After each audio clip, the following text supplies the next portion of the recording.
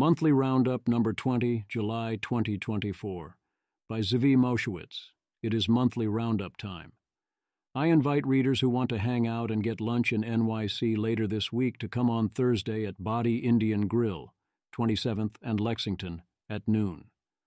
I plan to cover the UBI study in its own post soon. I cover Nate Silver's evisceration of the 538 presidential election model, because we cover probabilistic modeling and prediction markets here, but excluding any AI discussions, I will continue to do my best to stay out of the actual politics. Bad news. Jeff Bezos' rocket company Blue Origin files comment suggesting SpaceX Starship launches be capped due to impact on local environment. This is a rather shameful thing for them to be doing, and not for the first time.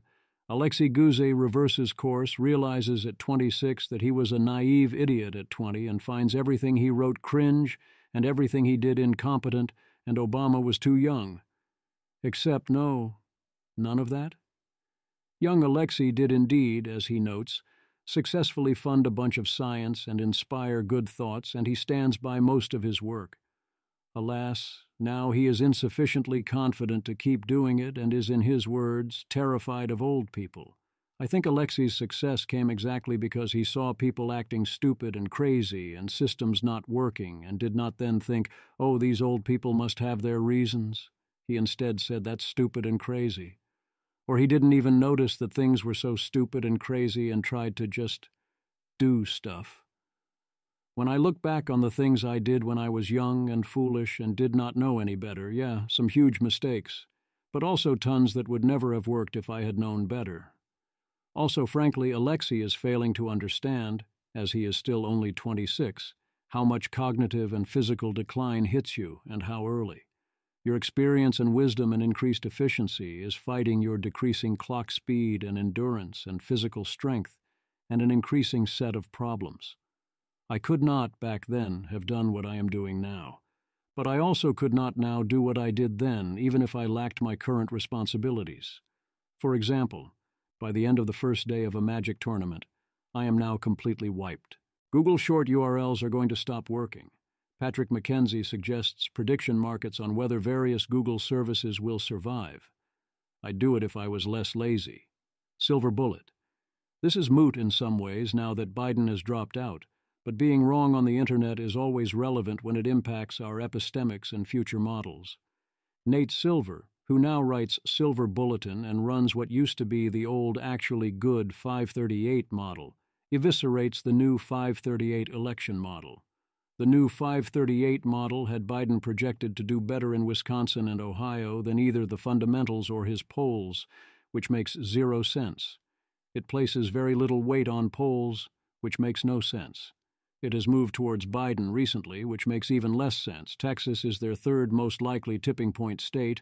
It happens 9.8% of the time. Wait, what? At best, Kelsey Piper's description here is accurate. Kelsey Piper. Nate Silver is slightly too polite to say it, but my takeaway from his thoughtful post is that the 538 model is not usefully distinguishable from a rock with "incumbents win re-election more often than not" painted on it. Gill. Worse, I think Eliot's modelling approach is probably something like Max, Dem, chance, incumbency advantage, polls, various other approaches. Eliot's model in 2020 was more bullish on Biden's chances than Nate, and in that case Trump was the incumbent and down in the polls. Nate Silver, on Twitter. Sure, the Titanic might seem like it's capsizing, but what you don't understand is that the White Star Line has an extremely good track record according to our fundamentals model. At worst, the model is bugged or incoherent, or a finger is on the scale. And given the debate over Biden stepping aside, this could have altered the outcome of the election. It still might have if it delayed Biden's resignation, although once you get anywhere near this far, the Sunday after the RNC is actually kind of genius timing. I have done a lot of modeling in my day. What Nate is doing here is what my culture used to refer to as calling bullshit. I would work on a model and put together a spreadsheet. I'd hand it off to my partner, who would enter various numbers into the input boxes and look at the outputs. Then we'd get on the phone and he'd call bullshit. He'd point out a comparison or output somewhere that did not make sense, that could not be right. Usually he'd be right, and we'd iterate until he could not do that anymore. Then we might, mind you, I said might, have a good model. Another thing you could have done was to look at the market, or now the market history, since things may have changed by the time you read this, indeed. Thus, no, I do not need to read through complex Bayesian explanations on various modeling assumptions to know that the 538 forecast here is bonkers. If it produces bonkers outputs, then it bonkers. If the top-line number seemed bonkers, but all the internals made sense, and the movements over time made sense, and one could be walked through how that produces the final answer, that would be one thing. But no, these outputs are simply flat-out bonkers. The model does not much care about the things that matter most. It does not respond reasonably. It has outputs in places that were so pro-Biden as to look like bugs. Ignore such obvious nonsense. It is also important because when they change Biden to Harris or otherwise, there is a good chance they will still make similar mistakes. As noted above, I will continue to cover modeling and prediction markets and tracking how the candidates relate to AI, and continue doing my best to avoid otherwise covering the election. You'll get enough of that without me. My current view of the market is that Harris is modestly cheap, undervalued at current prices, but Trump is still the favorite, and we will learn a lot soon when we actually have polling under "it's happening" conditions. Shame on Kathy Hochul. Shame. Elizabeth Kim, seen at Union Square. Governor Kathy Hochul made your train late. She cancelled $15 billion in funding for signal upgrades that would make your trip faster. Kathy Hochul thinks your time isn't valuable. See what else she cancelled and make your voice heard. The beatings will continue until we have congestion pricing or a new governor. This is one reason why we can't have nice things. We actually do want a 24-hour coffee shop and bookstore, with or without a cat, and 18-hour get you 95% of the value. Or the other nice things mentioned in the Josh Ellis thread here. We say we do, and in some ways we act like we do. We still don't get the things, because our willingness to pay directly says otherwise. There are many similar things that genuinely seem to make our lives way better, that warm our hearts by their mere existence and optionality, that people actively want to provide, if they could. Yet they are hard to find, because they cannot pay the rent. You can have your quaint bookstore on one condition which is paying a lot more, directly, for some combination of a membership, the books, and the coffee. Instead, we are willing to pay quite a lot more for the house 3 blocks from the bookstore because we recognize its value. But if the bookstore charged us half that money directly, we would refuse to pay. It ruins the thing. So the owners of land get rich, and the bookstore gets driven out. I have to remind myself of this constantly. I pay a lot in fixed costs to live in a place I love, including the extra taxes. Then I constantly have the urge to be stingy about actually paying for many of the things that make me want to live here. It is really hard not to do this. Magic players drive this point home. You plan for a month, pay hundreds for cards, pay hundreds for the plane ticket and hundreds more for the hotel, work to qualify and train. In a real sense, this is what you live for. And then complain about the outrageous $100 entry fee or convention fee. This is so much of why we cannot have nice things. It is not that we do not have a willingness to pay in the form of having less money. It is that we think those things should cost a smaller amount, so when they cost more, it ruins the thing. It is at core the same issue as not wanting to buy overpriced wires at the airport. Don't hack the planet. The CrowdStrike incident was covered on its own. These are other issues. Least surprising headlines department. Identity verifier used by big tech amid mandates has made personal data easily accessible to hackers. Shoshana Weissman. AU10TIX told 404 Media that the incident was old and credentials were rescinded, but 404 Media found that the credentials still worked as of this month. After relaying that information, AU10TIX then said it was decommissioning the relevant system, more than a year after the credentials were first exposed on Telegram. If you require age verification to safeguard privacy, this will predictably have a high risk of backfiring. Nearly all AT&T customer records were breached in 2022. The breach has now been leaked to an American hacker in Turkey. This includes every interaction those customers made and all the phone numbers involved. Recall that in March 2024, data from 73 million AT&T accounts leaked to the dark web. So yes, we need to lock down the frontier AI labs yesterday. The laptop trap. Beware the laptop trap. Samo Berger. When I first saw the laptop practice in San Francisco, I assumed people worked with laptops in cafes because their houses were crowded with too many roommates to save on rent and offices to save on startup runway.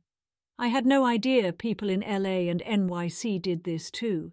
Unless you're in San Francisco, I don't think your laptop work is adding to GDP. Use cafes to meet friends? Marko Jukic. European cafes are 100% right to ban co-working, i.e. staring silently at my electronic device screen for hours on end while pretending to work and taking up space in a public place intended for relaxation and socializing. Don't let Americans turn the cafe bar into an office. The picture on the right above depicts a hellish, antisocial, prison-like atmosphere. In a cafe, I want to hear music, conversation, laughter, and the football game. It's a cafe, not a library, not an office, not a university lecture hall. Leave your laptop at home. Americans will complain endlessly how America lacks third spaces and enjoyable public life, but then like the idea of turning European cafes into sterile workspaces where professional laptop typers sit in silent rows, avoiding eye contact, pretending to do important work. Level, CO. The difference between European and American cafes is so stark. In Europe, many don't allow laptops anymore. In America, they usually do, and people are working on something cool. Passe de coworking. Suite à de nombreux abus, le coworking n'est plus autorisé dans notre boutique. Merci de votre compréhension. Image of a laptop crossed out. No laptop.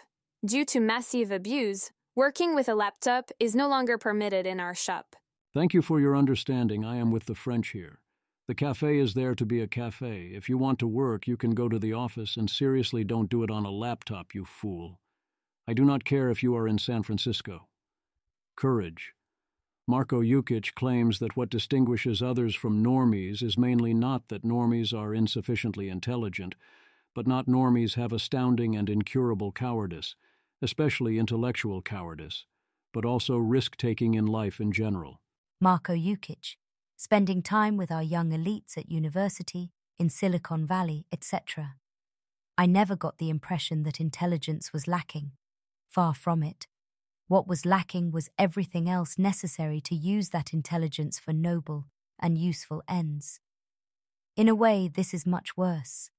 Actually practicing personal loyalty, principled self-sacrifice, or critical thinking in a way that isn't camera-ready is not just uncommon or frowned upon, but will get you treated like a deranged, dangerous serial killer by average cowards. It's actually that bad these days.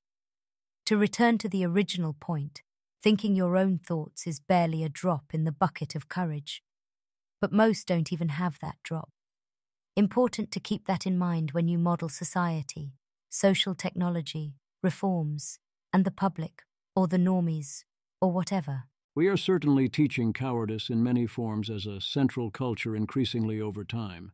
It is a major problem. It is also an opportunity. I do not buy the part where having courage gets you attacked. It is not celebrated as much as it used to be, this is true. And there are places where people will indeed turn on you for it, either if you make the wrong move or in general. However, that is a great sign that you want to be in different places. Note that even in places where rare forms courage are actively celebrated, such as in the startup community, there are other ways in which being the wrong kind of courageous and not getting with the program will get this same reaction of someone not to be allies with. The principle is almost never properly generalized, friendship. To answer Rune's request here, no. Mark Carnegie. If you don't think this is a crisis, I don't know what to say to you. Rune, Simon Man now adjusts the graph with the amount of time people spend texting, or in their GCs. Suhail, yeah, we're more connected, not less connected. This image presents a line graph illustrating the daily average time spent with friends, measured in minutes, for 3 age brackets: 15 to 24, 25 to 34, and 35 to 64. The data spans from 2003 to 2019, sourced from Cannon and Veazey's 2023 analysis of the American Time Use Study. We observe a general downward trend across all age groups in time allocated to friendships. The youngest group, those aged 15 to 24, consistently dedicates the most time to friends, yet also exhibits the most dramatic decline over the years. The middle group, 25 to 34-year-olds, maintains an intermediate position. Those aged 35 to 64 consistently spend the least time with friends. Notably, there's a sharp drop for all age categories towards the end of the timeline, around 2019. The graph highlights a specific period between 2011 and 2015 with shading, possibly indicating a time frame of particular interest to the researchers. No, we really aren't more connected. No, time spent texting, or especially in group chats, is not a substitute to time spent with friends. Indeed, the very fact that people sometimes think it is a substitute is more evidence of the problem. Is it something at all? Yes. It is not remotely the same thing. The gravest mistake. Tyler Cowen asks, what is the greatest outright mistake by smart, intelligent people, in contrast to disagreements? His choice is, drum roll, attempting to forcibly lower prescription drug prices. Here's the post in full. Well, Tyler Cowen, I'm not referring to disagreements, I mean outright mistakes held by smart, intelligent people. Let me turn over the microphone to Ariel Pakes, who may someday win a Nobel Prize. Ariel Pakes. Our calculations indicate that currently proposed US policies to reduce pharmaceutical prices, though particularly beneficial for low-income and elderly populations, could dramatically reduce firms' investment in highly welfare-improving R&D. The US subsidizes the worldwide pharmaceutical market. One reason is US prices are higher than elsewhere. Tyler Cowen. That is from his new NBER working paper. That is supply-side progressivism at work, but shorn of the anti-corporate mood affiliation. I do not believe we should cancel those who want to regulate down prices on pharmaceuticals, even though likely they will kill millions over time, at least to the extent they succeed. Supply is elastic. But if we can like them, tolerate them, indeed welcome them into the intellectual community, we should be nice to others as well. Because the faults of the others probably are less bad than those who wish to regulate down the prices of U.S. pharmaceuticals. Please note you can favor larger government subsidies for drug R&D and still not want to see those prices lowered. He has amusingly gone on to compare those making this mistake to supervillains. A lot of people thought this was all rather absurd.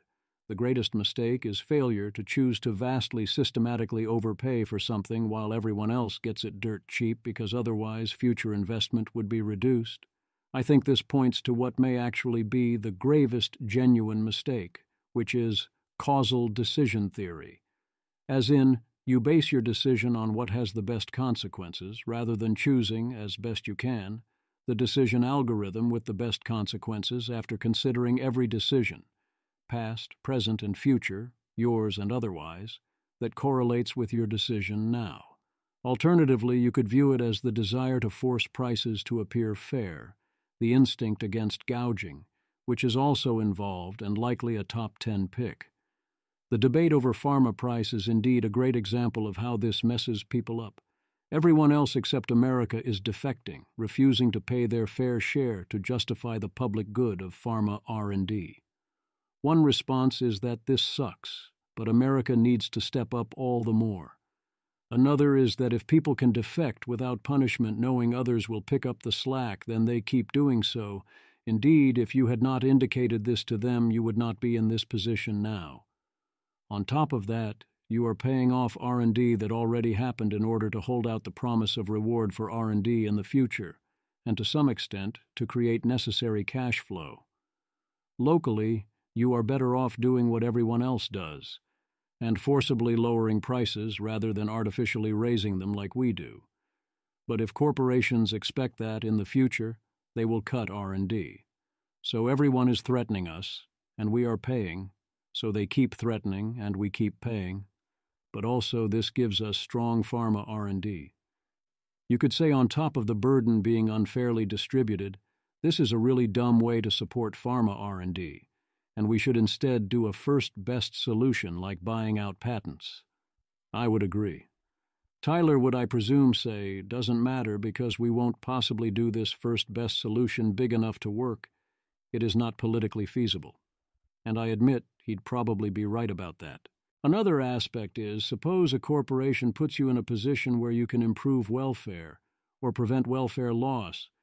But to do so, you have to pay the corporation a lot of money, although less than the welfare improvement. And they engineered that, knowing that you would pay up. Should you pay? Importantly, wrong question framing. The right question is, what should your policy be on whether to pay? The policy should be, you should pay to the extent that this means the corporations go out to seek large welfare improvements, balanced against how much they seek to engineer private gains, including by holding back much of the welfare benefits. A lot of situations come down to divide the pie, various forms of the dictator game. There is $100, Alice decides how to divide it, Bob accepts the division, or everyone gets nothing. At what point does Bob accept an unfair division? If Bob demands an unfair or fair division, and Alice believes Bob, at what point does Alice refuse, and so on. Another way of putting a lot of this is, you can think of yourself or a given action often as effectively moving last, where you know what everyone will do conditional on your action.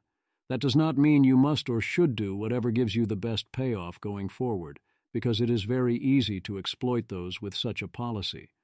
What does that imply about the motivating example? I think the answer is a lot less obvious or clean than Tyler thinks it is, even if you buy, as I mostly buy, the high value of future marginal pharma R&D. Next up, we have another reason you need functional decision theory. You need functional decision theory. Agenda setting is powerful when you model everyone else as using naive causal decision theory. If you get to propose a series of changes to be voted upon, you can, in theory, with enough steps, get anything you want. We model legislative decision-making with an agenda setter who can propose policies sequentially, tailoring each proposal to the status quo that prevails after prior votes. Voters are sophisticated, and the agenda setter cannot commit to future proposals. Nevertheless, the agenda setter obtains her favourite outcome in every equilibrium, regardless of the initial default policy. Central to our results is a new condition on preferences, manipulability, that holds in rich policy spaces, including spatial settings and distribution problems. Our findings therefore establish that, despite the sophistication of voters and the absence of commitment power, the agenda setter is effectively a dictator. Those voters do not sound terribly sophisticated. Rather, those voters sound profoundly unsophisticated. Fool me once, shame on you. Fool me twice, can't get fooled again. An actually sophisticated voter would say that the agenda setter, if allowed to pass anything that is a marginal improvement for 51% of voters, effectively becomes a dictator. The proof is easy. You don't need a paper. You could, for example, repeatedly propose to transfer $1 from 49% to the 51%. While always being part of the 51%, repeat until you have almost all the money. Use that money periodically to buy other preferences. The thing is, a sophisticated voter would recognize what you were up to rather quickly. They would say, oh, this is a trick, I know that this benefits me on its face, but I know where this leads. And a majority of them would start always voting no. This is not merely a theoretical or ideal response. This is a case where economists and casual decision theorists and politicians look at regular people and call them irrational for noticing such things and reacting accordingly. What's the matter with Kansas? This, from the agenda setter's perspective, is the matter with Kansas. If you set the agenda to something that looks superficially good, but you having control of the agenda is bad, then I should vote down your agenda on principle, as you haven't given me any other affordances. That is not to say that the agenda setter is not powerful. Being the agenda setter is a big game. You do still have to maintain the public trust. Anti-social media. Rune weeps for the old Twitter. He blames the optimizations for engagement for ruining the kinds of communities and interactions that made Twitter great, reporting now his feed is filled with slop, and he rarely discovers anything good. Whereas good new discoveries used to be common, I continue to be confused by all the people not strictly using the following tab plus lists, or TweetDeck, and letting the For You feed matter to them. Why do you do this thing? Also, out of curiosity, I checked my For You feed, and it's almost all the same people I follow or have on my lists, except it includes some replies from them to others, and a small amount of very high view count generic content. There's no reason to use that feature, but it's not a hellscape. Rune, the beauty of Twitter was the SIM cluster, where 90% of the tweets in my feed came from one of the many organic self-organizing communities I was part of. Now it's maybe 20%. I used to daily discover intelligent schizomaniacs. Now they are diffuse among the slop. Near, human values are actually fully inconsistent with virality-maximizing algorithms, but revealed preferences. As a take fully misunderstands coordination problems, any society can be burnt to the ground with basic game theory and the right algorithm. We should strive for better. I see Twitter as having net declined a modest amount for my purposes, but it still mostly seems fine if you are careful with how you use it. I do think that Rune and Near are right that, if this were a sane civilization, Twitter would not be trying so hard to maximize engagement. It would be run as a public good and a public trust, or an investment in the long term, a place to encourage what makes it valuable, with the trust that this would be what matters over time. If it made less or lost more money that way, well, Elon Musk could afford it, and the reputational win would be worth the price. If you want to improve your Twitter game, I found this from Nobelq to be good. Here is how I do things there. Here is Michael Nielsen's advice. For science, your periodic reminder. Wall Street Silver. This used to be commonly understood by everyone. Trust the science is the most anti-science statement ever. Questioning science is how you do science. Brian Potter lays out the history of fusion and the case for and against it being viable. Scientists want to take more risks and think science funding should generally take more risks. We need more ambitious projects. This paper points out a flaw in our funding mechanisms. The NIH, NSF, and their counterparts make funding decisions by averaging peer review scores, whereas scientists say they would prefer to fund projects with more dissensus. This favors safe projects and makes it difficult to fund novel ideas. This is great news because it is relatively easy to fix by changing the aggregation function to put much less weight on negative reviews. Rule scientific ideas like thinkers in, not out. Does the Nobel Prize sabotage future work? Abstract. To characterize the impact of major research awards on recipients' subsequent work, we studied Nobel Prize winners in chemistry, physiology or medicine, and physics and MacArthur Fellows working in scientific fields. Using a case crossover design, we compared scientists' citations, publications, and citations per publication from work published in a 3-year pre-award period to their work published in a 3-year post-award period. Nobel laureates and MacArthur Fellows received fewer citations for post than for pre-award work. This was driven mostly by Nobel laureates. Median decrease was 80.5 citations among Nobel laureates, p equals 0.004, and 2 among MacArthur Fellows, p equals 0.857. Mid-career, 42 to 57 years, and senior, greater than 57 years, researchers tended to earn fewer citations for post-award work. Early career researchers, less than 42 years, typically MacArthur Fellows, tended to earn more, but the difference was non-significant. MacArthur Fellows, p equals 0.001, but not Nobel laureates, p equals 0.180, had significantly more post-award publications. Both populations had significantly fewer post-award citations per paper. P equals 0.043 for Nobel laureates, 0.005 for MacArthur Fellows, and 0.0004 for combined population. If major research awards indeed fail to increase and even decrease recipients' impact, one may need to reassess the purposes, criteria, and impacts of awards to improve the scientific enterprise. Steve Saylor, in the MR comments. I had dinner with physics laureate Robert Wilson, who had with Arno Penzias discovered the origin of the universe a few months after Wilson won the Nobel in 1978. He was very gracious and polite as he was feted by his alma mater, Rice U, but deep down inside he probably wished he could have been back at his observatory tinkering with his radio telescope rather than doing all this kind of unproductive socializing you have to do after winning the Nobel. Crusader, Mr. Comments. Whoever said that major awards are supposed to increase the recipient's future impact regardless of its merit? Are Olympic gold medals supposed to increase the performance of athletes afterwards? Is a research award not just a status game carrot meant to incentivize the first success, as well as a signal to others to review the related research? Quite so. If you get a Nobel Prize, then suddenly you have a ton of social obligations.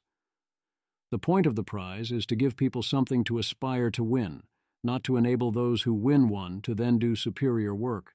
Also, scientists who win are typically already sufficiently old that their productivity will have peaked.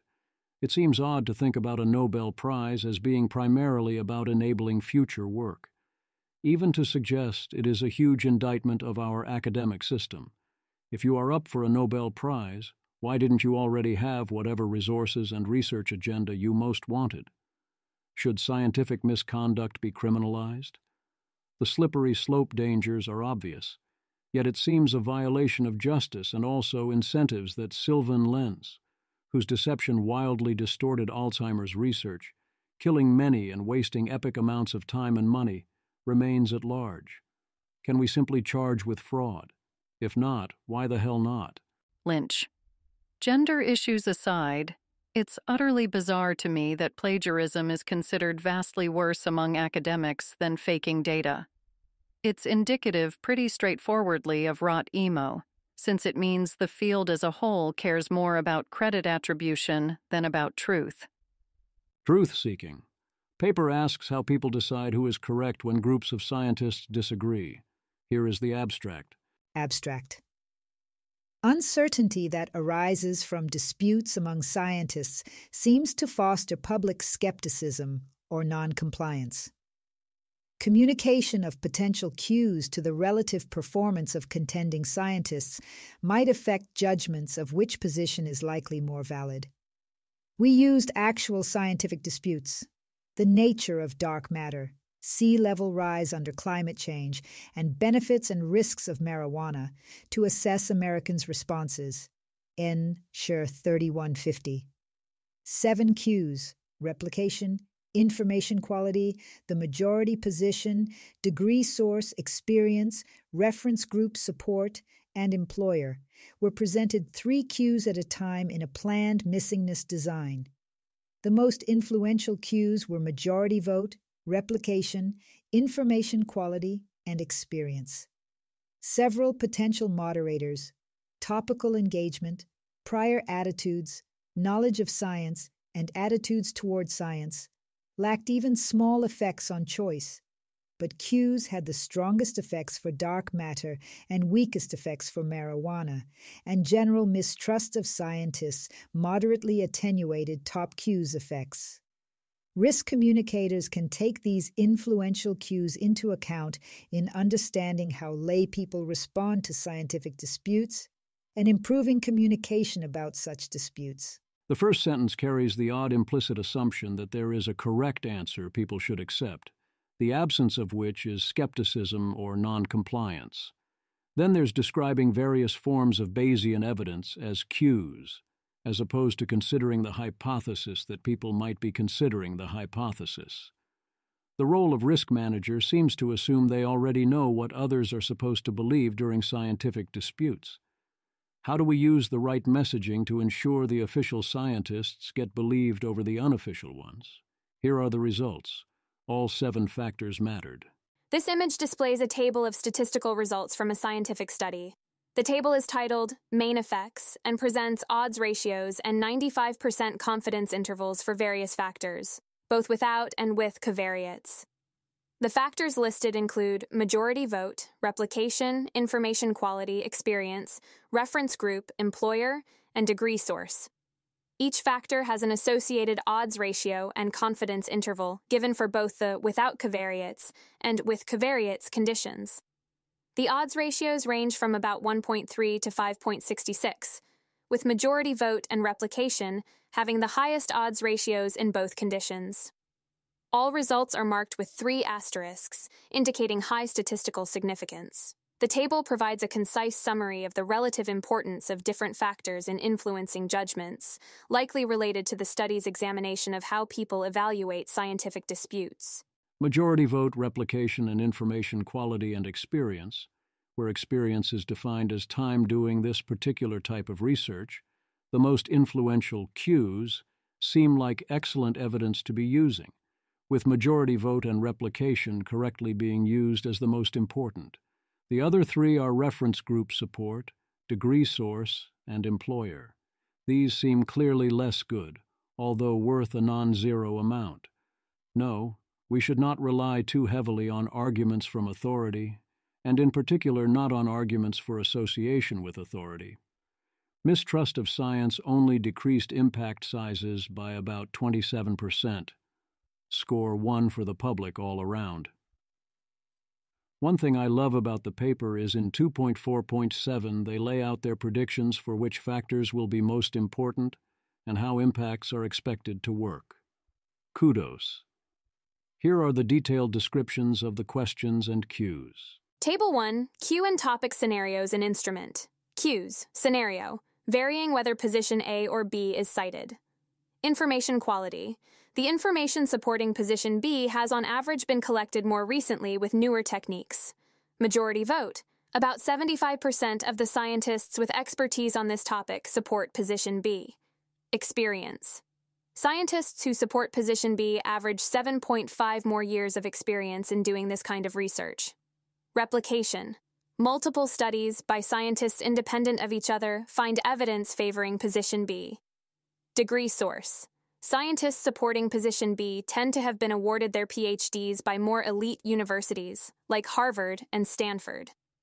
Employer. The organizations employing the scientists supporting position B expect to gain much more from that position than from position A.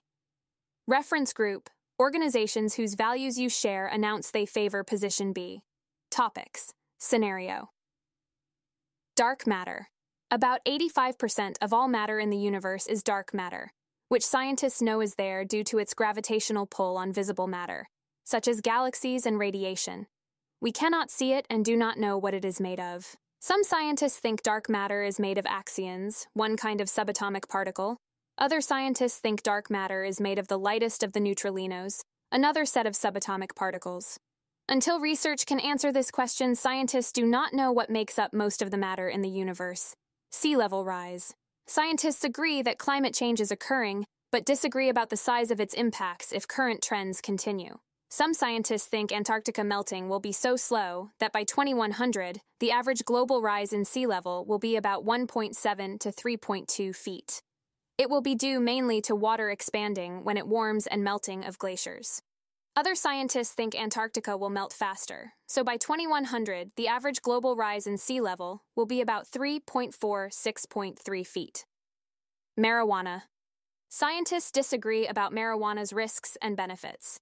Some scientists think it produces cancer-causing substances when smoked, can damage thinking ability among children and young adults, and has fewer medical benefits than claimed. They also think it is addictive and leads people to more harmful drugs. Other scientists think researchers could identify more medical benefits if marijuana was not illegal nationally, and the evidence on cancer or harder drug use is not clear. They also say it is much less harmful than legal substances like alcohol and tobacco.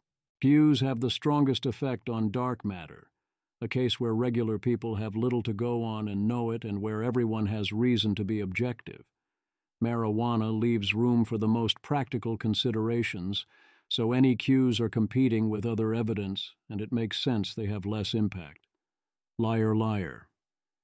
Via Robin Hanson, across 6 studies, communicators who take an absolute honesty stance.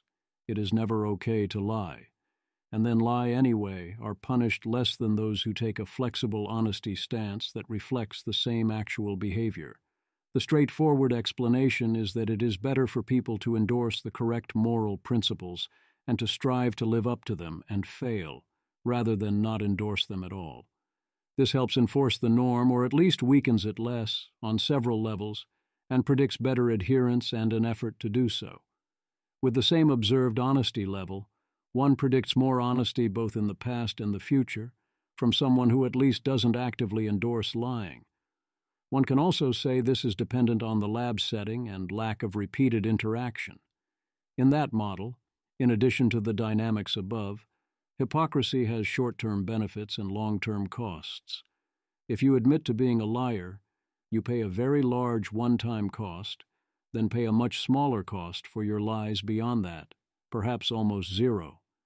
If you say you always tell the truth, then you pay a future cost for each lie, which only adds up over the course of a long period.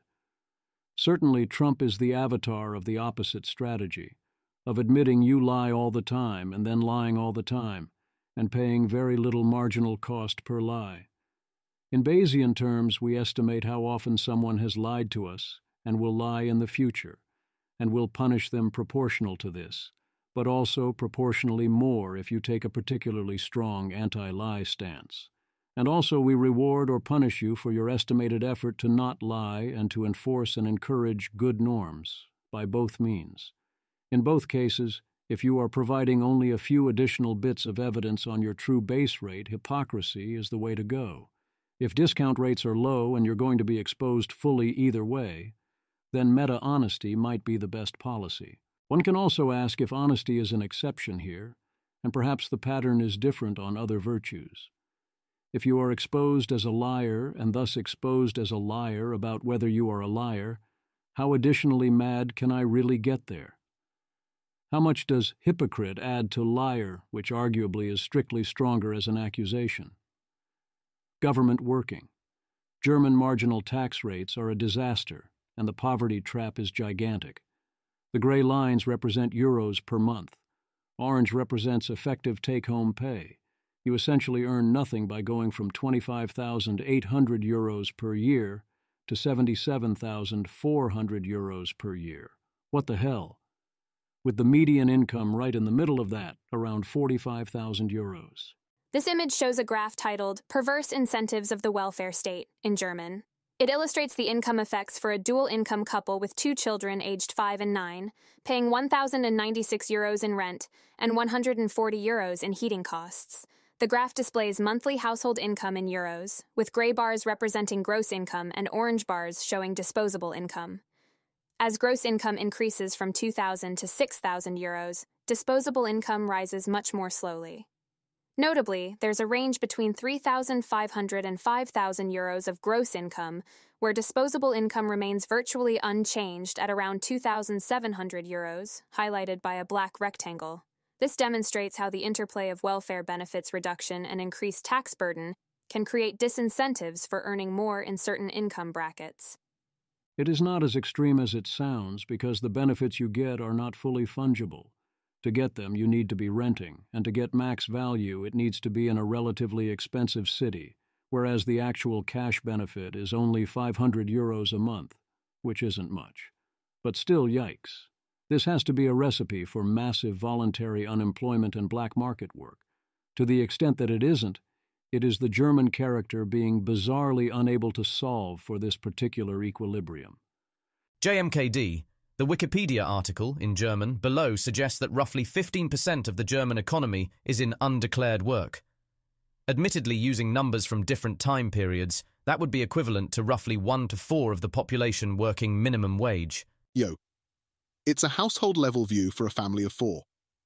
Roughly, if this family has no income, it is eligible for Bürgergeld, 24,000 euros per year, plus a rent subsidy worth about the same 24,000 euros per year in the big cities, plus health insurance worth around €15,000 per year for that family.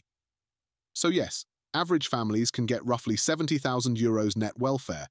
Note that a family of 4 with €70,000 income would not pay much in taxes, but it would pay around 20% of this pre-tax income in social charges, mostly pension contributions and health insurance. Oye, cariño, ¿quieres comprar algunos créditos porno? Spain unveils the digital wallet Beta, an app for internet platforms to check before letting you watch porn. The EU is giving all porn sites until 2027 to stop you from watching porn, forcing kids, by that point, to download AI porn generators instead, or have their AI assistant purchase some of those porn credits from enthusiasts. Janvol Picelli, Politico, officially and dryly called the digital wallet Beta, Cartera Digital Beta, the app Madrid unveiled on Monday would allow internet platforms to check whether a prospective smut watcher is over 18. Porn viewers will be asked to use the app to verify their age. Once verified, they'll receive 30 generated porn credits with a 1-month validity, granting them access to adult content. Enthusiasts will be able to request extra credits. While the tool has been criticized for its complexity, the government says the credit-based model is more privacy-friendly, ensuring that users' online activities are not easily traceable. While I oppose this on principle, I do approve of this for the kids, all things being equal. You should have to work a bit for your porn, especially when you are young. I also like the VPN encouragement, the parts where various website geo-block and adults get inconvenienced and identification information is inevitably stolen again, as it was this past month. Those parts I do not like as much. Should the UK use proportional representation? Tyler Cowen says no, because the UK needs bold action, so it is good to give one party a decisive mandate, even if they got only a third of the vote, and essentially won because game theory and a relatively united left. See what they can do. You can always vote them out again. He does not much care about the voters not actually wanting Labour to rule any more than they did before. The point of democracy, in his view, is as a check in case government gets too out of line, and presumably a source of legitimacy, rather than ensuring fairness. The danger is an unfair system can damage those other goals too, and this seems like a lot of power to hand to those who get the upper hand in the game theory.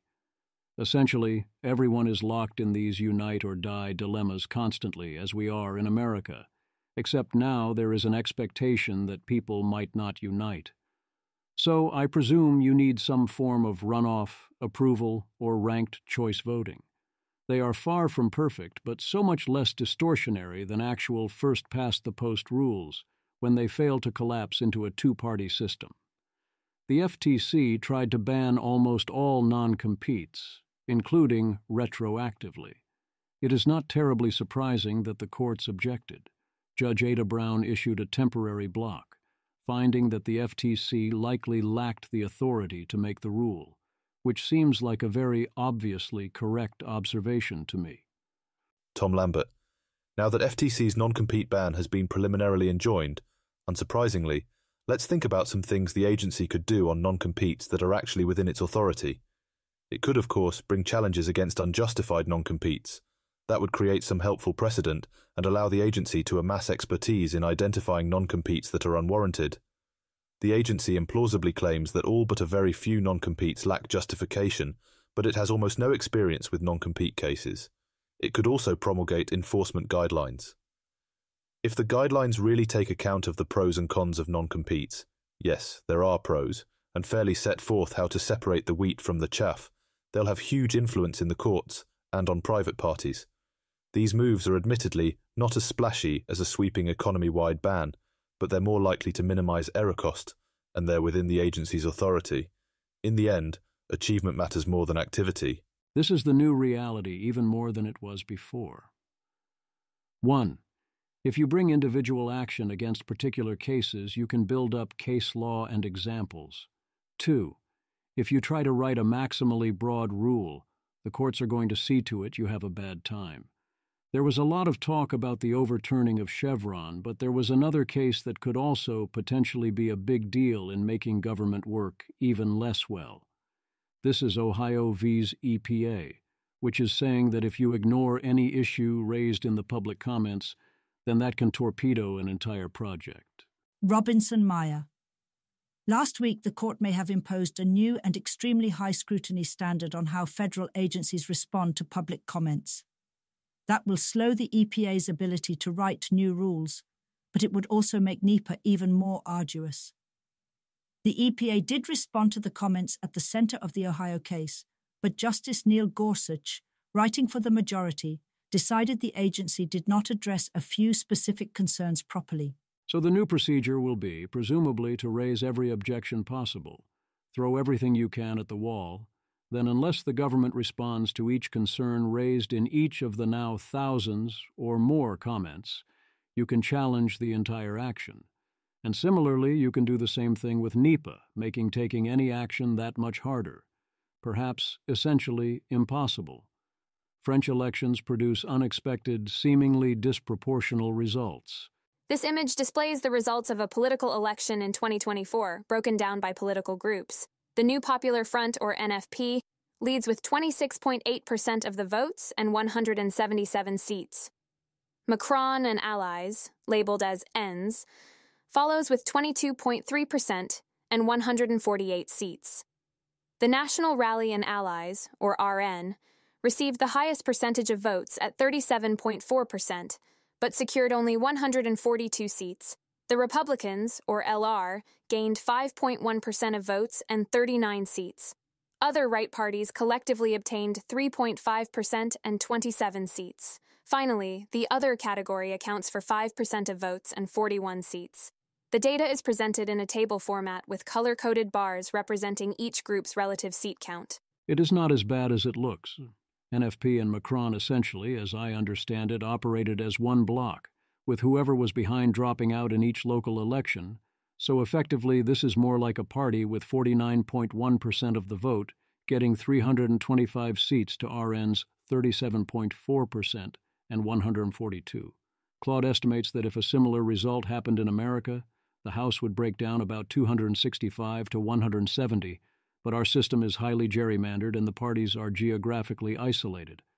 I don't think 325 for 142 is that extreme here. If you combined RN plus LR plus other right, then you would get 46% of the vote and only 208 seats with a 3.1% gap, which seems extreme. LR and other right did well in converting votes to seats in the second round, so they were likely not being dramatically unstrategic. Similarly to the English results, one must ask to what extent we want strategic voting and negotiating between parties to determine who gets to rule. New York City sets minimum food delivery wage to $19.56, which in turn means intense competition for work preference during busy hours. It also means fees on every order, which many no doubt are responding to by not tipping.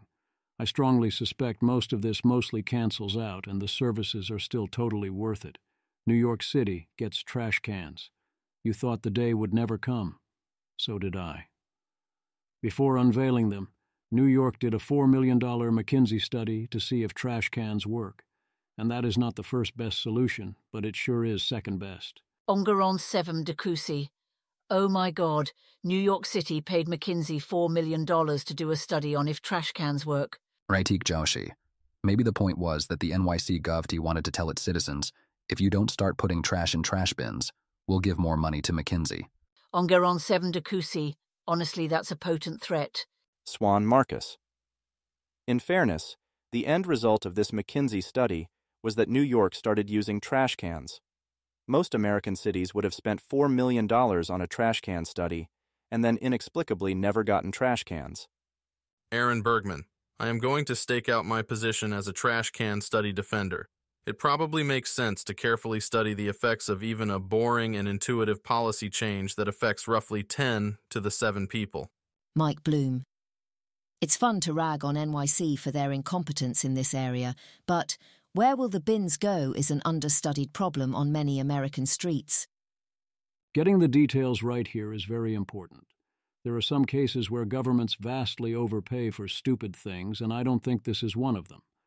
For your entertainment, in defense of the lost art of the filler episode, I strongly agree here. Not all shows should be 22 episodes a year, but many should be.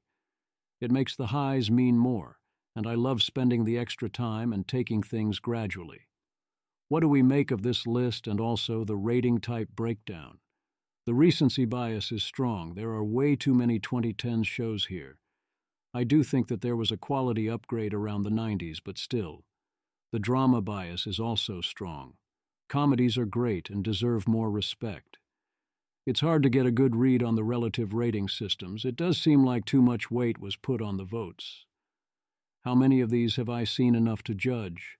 There are a bunch of edge cases, but I would say 20. Correctly or reasonably rated. The Wire, my number 1. Breaking Bad, my number 3 drama. The Office, It's Always Sunny in Philadelphia. Mr. Robot, I have it lower but I can't argue. Severance, so far it's still early. Seinfeld, you somewhat had to be there. Freaks and Geeks, if you don't hold brevity against it. Underrated, The Americans, my number 2 drama. Deadwood, decent pick. But overrated, Chernobyl, miniseries don't count. Others are missing if they do, and even if you discount that it's good but not this good.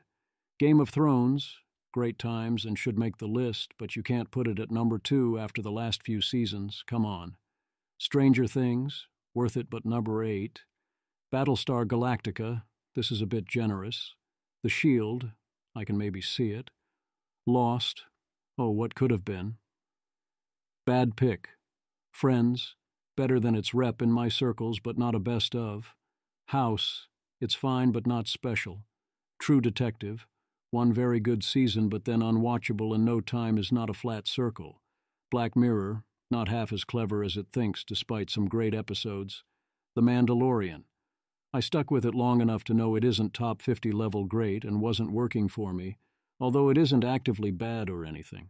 Most importantly missing, that I know of and would defend as objective, starting with the best 3 comedies, then no order. Community, The Good Place, Coupling, UK, if that counts. Watchmen. If we are allowing Chernobyl, this is the best miniseries I know. Ally McBeal, Angel and Buffy the Vampire Slayer. No, seriously, a recent rewatch confirms. Gilmore Girls, Roseanne, Star Trek, DS9. I see the counter-arguments, but they're wrong. How I Met Your Mother. I wonder if you should count Law and Order. You kind of should and kind of shouldn't. The other roughly 30 here I haven't given enough of a chance to definitively judge. Many I hadn't even heard about. Does anyone have a better list?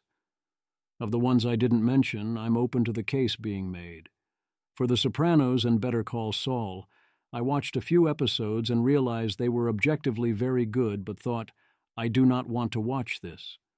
Or in particular, the show is great, but I do not want to watch these people. A bunch of others here seems similar. I can overcome that, but it is hard. Breaking Bad is not something I wanted to watch in many important senses, but it was too good not to, and Walter White breaks bad but does not have that I can't even with this guy. Scott Sumner has his films of 2024 Q2. He put Challengers at only 2.64, whereas I have Challengers at 4.5 to 5, which provides insight into what he cares about. From the description, he was clearly on tilt that day. Also, I strongly suspect he simply does not get the characters involved, and finding them unlikable did not seek to get them. It is the first time I've seen his rating and said not, you rated this differently than I would because we measure different things, but rather, no, you are wrong. My movie log and reviews continue to be at Letterboxd. I've moved more towards movies over television and haven't started a new TV series in months. Variously effective altruism. The official EA song should be, okay, full disclosure. We're not that great, but nevertheless, you suck. Economeager. As you know, I do not identify with EAs as a culture, despite my great support for GiveWell, OpenFill, etc. However, when I meet someone who gives misguided and ineffective charity for purely emotional reasons, I do have like a Palpatine Kermit moment with myself. Never mind, I saw the EA guys getting hyped to think about how the economy will work after AGI and hate everyone equally again. Andy Misley. I was on the fence about getting more involved in EA a few years ago, and then in my old job was exposed to a charity where people read stories over Zoom to dogs. When given $10,000 to spend however they wanted, people spent the majority of it on pro-social things that benefited others, and almost 17% went to charities outright. This seems like a missed opportunity to provide more details about what types of things the money was spent on. We can study multiple things at once. Public posting of spending choices on Twitter had little impact on distribution of purchases. I didn't get a chance to pre-register my expectations here, nor do I have a good sense of exactly what counts as pro-social versus not. The idea that people, when given a windfall, spread it around somewhat generously seems obvious. Windfalls are considered by most people as distinct from non-windfall decisions. The money is not yours or not part of your typical planning, and is often largely wasted or bestowed generously in a way that core income is not. It is an opportunity to affirm your bonds to the community and good character and not present a target and the money fails to feel real. I do find it strange that public info did not at all impact decisions, which makes me suspect that such decisions were treated as effectively equally public either way in practice. Johns Hopkins Medical School goes tuition-free for medical students due to massive grant, also expands aid for future nurses and public health pioneers. Nikhil Krishnan speculates that more places will end up doing this and correctly notices this is not actually good. The choke point is residency slots. It would not be my first pick for charity dollars, but I think that give money to endow additional residency slots at hospitals that agree to play ball would be a highly understandable choice, whereas make future doctors that will mostly earn a lot of money have less student debt does not make sense. Yes, you can potentially improve applicant quality a bit, but not much. Whatever your goal, unless it is glory to this particular program, you can do it better. News you can use. You can use 1Password to populate environmental variables in CLI scripts, so you can keep your API keys in your password manager. Also, there is a Fly.io plugin. Arnold Ventures is hiring for its infrastructure team. How to write for works in progress.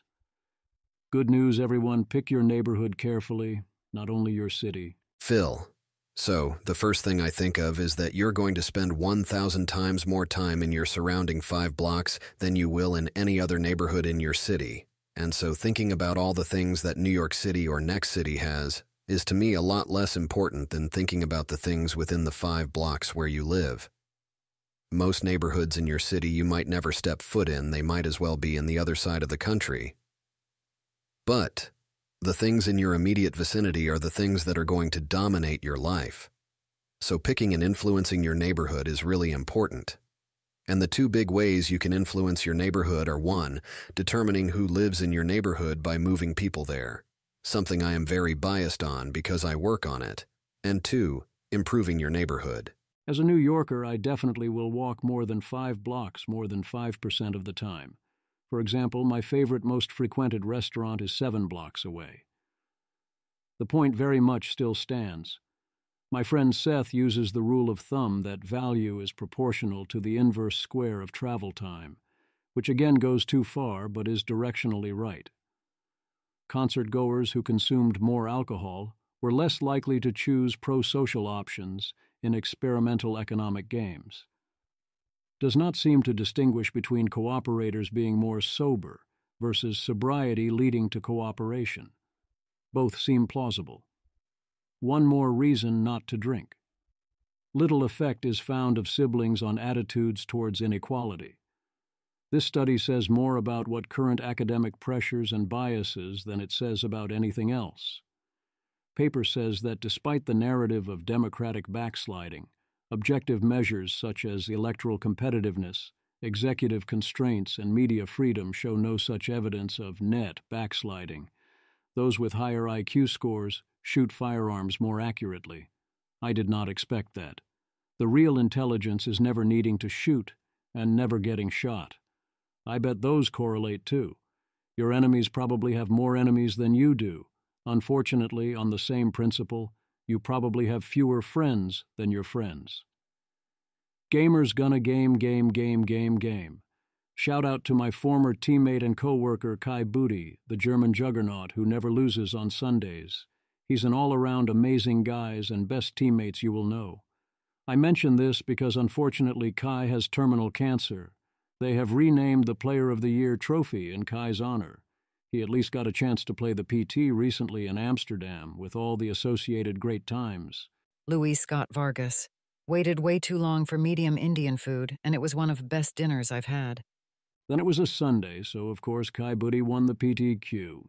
Even with my qualification slots, I'm well past the point I can take this kind of time off to properly prepare, and even if I could, I can't put up the stamina for a 3-day fight, or even a 2-day fight, but man, I miss the good times.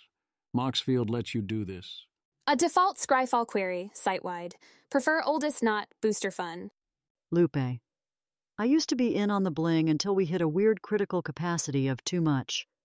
I'm now slowly putting a filter of first printing on all of the cards in my main cube.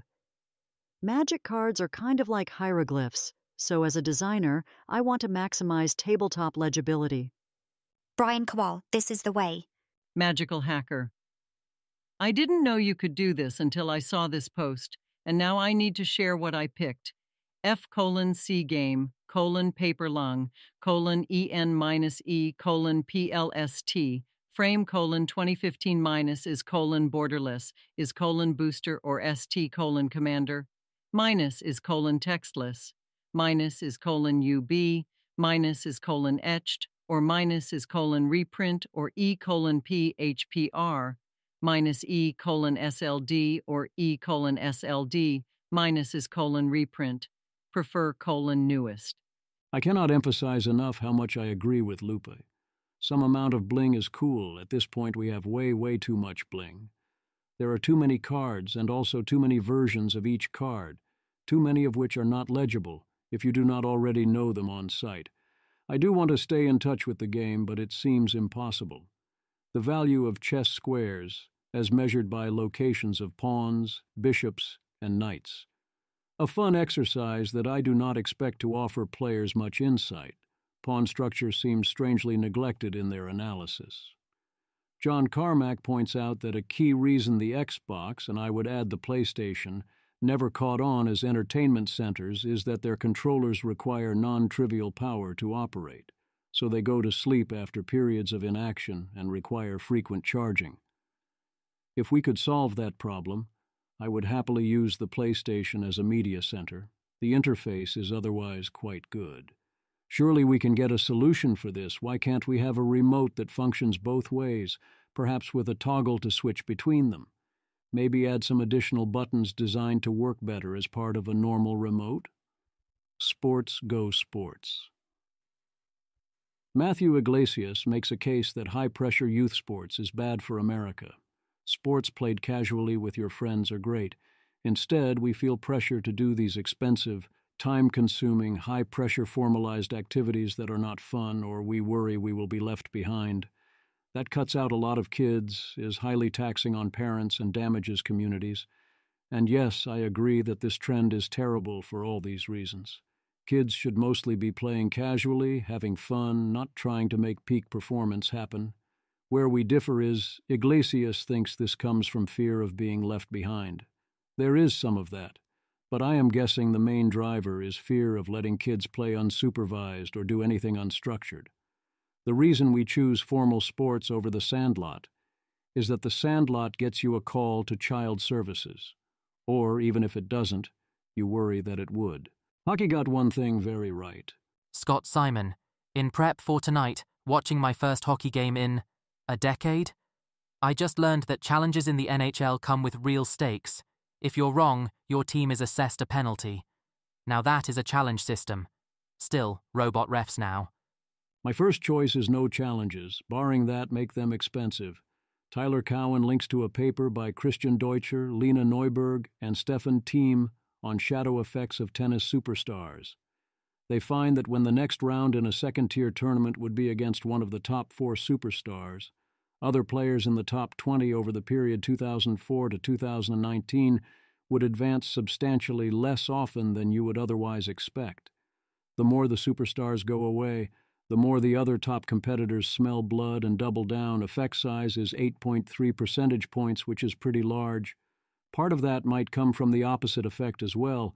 If I was not a top player, I might very much want the honor of playing against Federer or Nadal. Mostly I am presuming this effect is real. Tennis is a tough sport, and you can't play your full-on A game every time, especially if slightly hurt. You have to pick your battles. Analysis of the new NFL kickoff rules, similar to the XFL rules. I realized the injury rate on kickoffs was too high, and seeing how this plays out should be fun. But these new rules seem crazy complicated and ham-fisted. At some point, we need to ask whether we need a kickoff at all. What if we simply started with something like a 4th and 15 and let it be a punt, or you could go for it if you wanted? College football seems ready to determine home teams in the new playoff based on factors like hotel room availability, ticket sales and weather, WTF? Oh, no, indeed. Mitchell Wesson. Schools can absolutely control the quality and quantity of nearby hotel rooms. Weather, obviously not, but it doesn't seem reasonable to ignore it either. Wouldn't be fair to fans or teams if a game has to be delayed when that could otherwise have been avoided. If someone gets to host, there needs to be only one consideration in who hosts a playoff game. That is which team earned a higher seed, however you determine that, and deserves home field advantage. That is it. If the committee actually ever gives home field to the other team, even once, for any other reason, other than weather so extreme you outright couldn't play the game, the whole system is rendered completely illegitimate. Period. I was promised flying self-driving cars. Waymo now open to everyone in San Francisco. Sholto Douglas.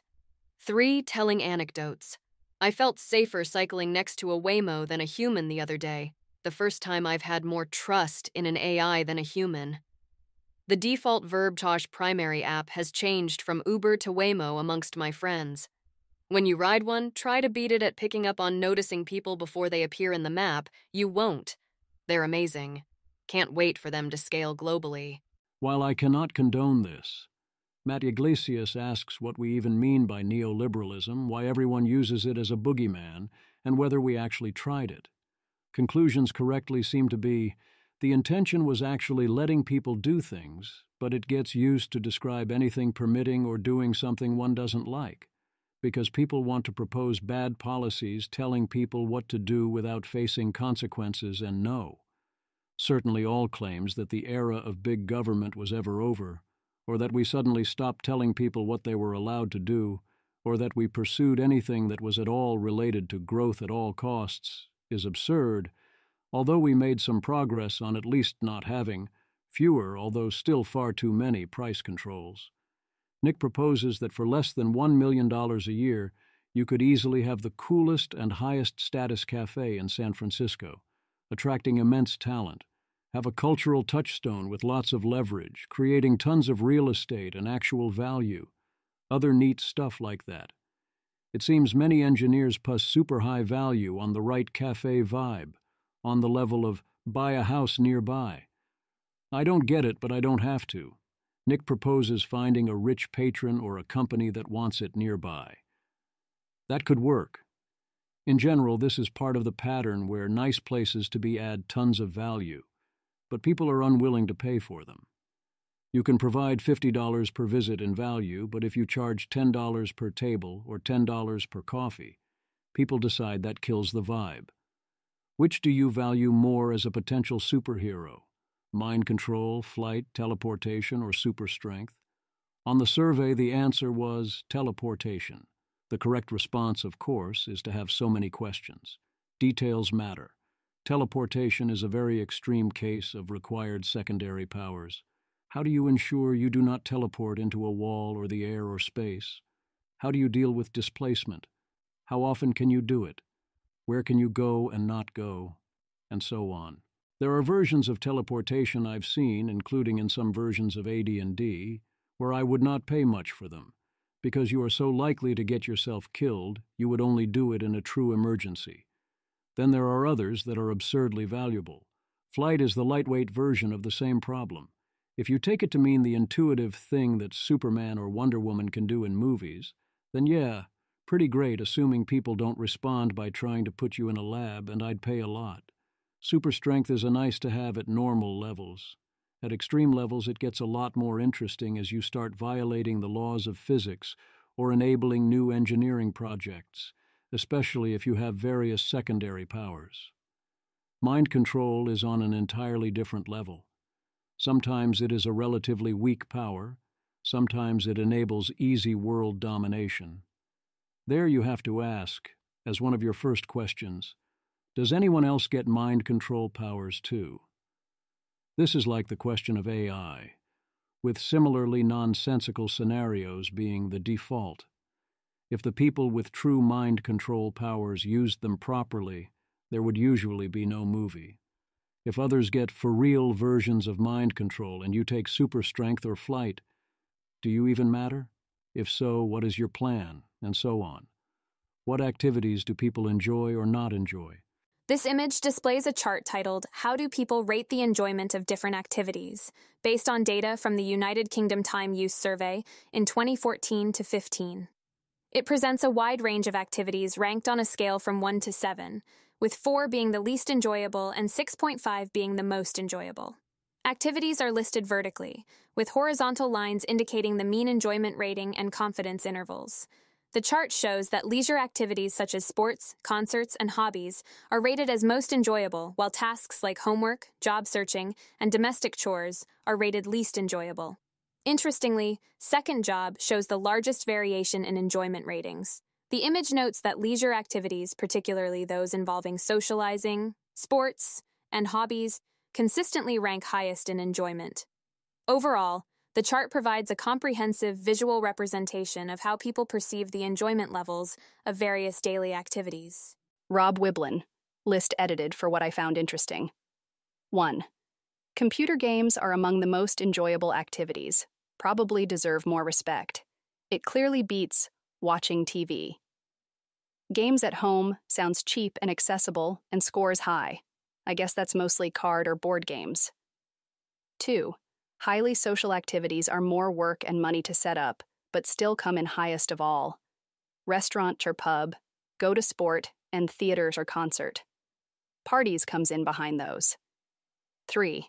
Play with child was among the most enjoyable of any activity. Many folks who choose not to have kids probably underrate that pleasure. Pulling in the other direction, childcare falls in the middle of the pack, though it's more popular by a mile than school, housework, or paid work. No surprise, some people opt out of the workforce to raise a family. 4. Homework came dead last, much less popular than even school. Counts in favor of reducing it where it's not generating some big academic benefit. 5. Email and internet, the activity that eats ever more of our days, is right in the middle. Conventional wisdom is you want to substitute it for true leisure, and the numbers here clearly back that up. 6. There's some preference for active over passive leisure. TV, reading, doing nothing, and radio are all mediocre by the standards of recreation. I'm surprised reading and watching TV are right next to one another. I would have expected reading to score higher. 7. People sure hate looking for a job. 8. I've seen some debate about how much people like or dislike their jobs. Work and school are definitely much less enjoyable than activities where people are more likely to be freely determining for themselves what they're doing. But they still manage a 4.7 out of 7. It could be much worse, and in the past probably was. Commuting is unpopular, but not at the very bottom like I'd heard. Gaming and sports for the win. Going to the game is second only to concerts, and I strongly agree most of us are not going to enough of either. Weird that going to the movies is not here. I'd be curious how high it goes. And yes, playing board games at home is overpowered as a fun activity if you can make it happen. Homework being this bad is not a surprise, but it needs emphasis. If everyone understood that it was less fun than looking for a job or doing the laundry, perhaps they would begin to understand. Reading, I am guessing, scores relatively low because people feel obligated to read, whereas those who choose to read for relaxation on average like it a lot more. Why do companies go woke? middle managers, so a result of moral maze dynamics, which includes a lack of any tether to or caring about physical reality. Makes sense. The absurdity of the claims in Graeber's bullshit jobs. Ross Reingen's U notes that hold right mouse button and then gesture is a technique he and others often use playing the game Dota, because it is highly efficient, yet only when parody suggested it did it occur to him to use it for normal text editing. My initial reaction was skepticism, but it's growing on me, and I'm excited to try it once someone implements it, especially if you can customize the options. The lighter side. Making dumb mistakes is fine. Systems predictably making particular dumb mistakes is also fine. Even bias can be fine. Barbie, she thinks I'm a fascist. I don't control the railways or the flow of commerce. Bitter script reader. In the Barbie commentary on Max, Greta Gerwig says that everyone told her to cut this line because it was too obscure. We should revoke exec's permission to give line notes. Like, honestly, what's the worst outcome here? Andrew Retek. This sounds so much like the studio execs wanted to cut the heroic trench scene from Wonder Woman, to the point of me wondering if both narratives are pushed by the same PR person. This was a serious miss, but it is like AI. If you only look for where the output is dumb, you will miss the point. Basil, they're selling dollars for 80 cents. Joey Politano, update. Dollars were not, in fact, being sold for 80 cents. Grok Dollars Wild Ride. Prices swing from 1 to 89 cents. The discussion revolves around the fluctuating prices of the US dollar, with various users reporting different selling rates. These rates range from as low as 1 cent to as high as 89 cents, indicating significant volatility in the dollar's value. The conversation also includes references to political figures and events, suggesting that these fluctuations may be influenced by political developments or perceptions. This story is a summary of posts on X and may evolve over time. Grok can make mistakes, verify its outputs.